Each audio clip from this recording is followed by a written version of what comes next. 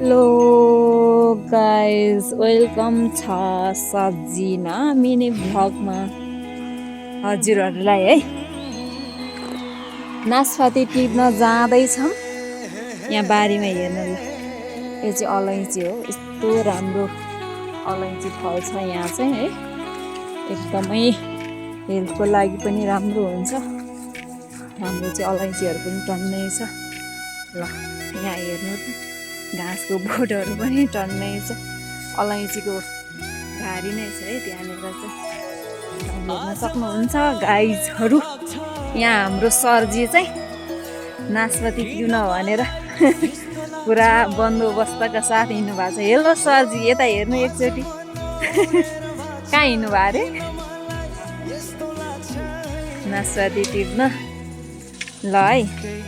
हजुरहरूलाई पनि नासपाती चाहिन्छ भने सम्पर्क गर्न सक्नुहुन्छ। यहाँ हेर्नु ल, यहाँ हेर्नु ल। यहाँ चाहिँ यो चाहिँ निबुवा हो। यस्तो मजाले निबुवा फलिरहेछ नि यहाँनिर, एकदमै मजाले फलिरहेछ। निबुवा चाहिँ अलिकति खाने बेला चाहिँ भएको छैन। यो चाहिँ विशेष तिहारतिर चाहिँ ठिक हुन्छ। निबुवाको बोटहरू पनि टन्नै छ। निबुवाको खेती नै छ ल। फाइनली गाइस हामी चाहिँ आइसकेका छौँ ल नासपातीको बोटमा। ल नासपातीहरू पनि मजाले फलेको छ। अब चट्टा लाएर टिप्ने हो है, अनि टिपेर लिएर आउने हो ल।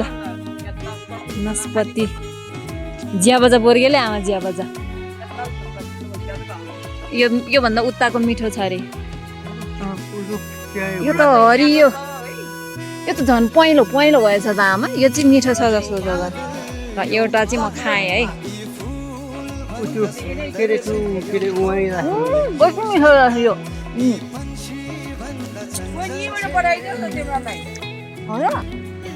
आज भोलि अलिक पाएको नि त। उतापट्टि राखेँ कति मिठो।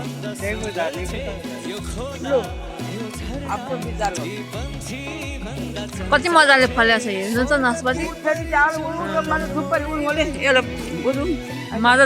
झुप्पा ढिसीको झुप्पारी।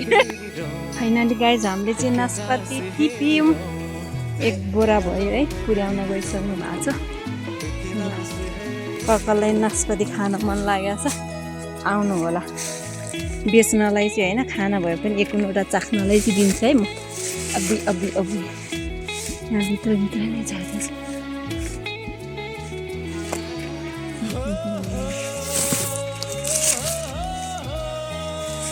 त्यहाँ रहेछ आमा, बस्यो।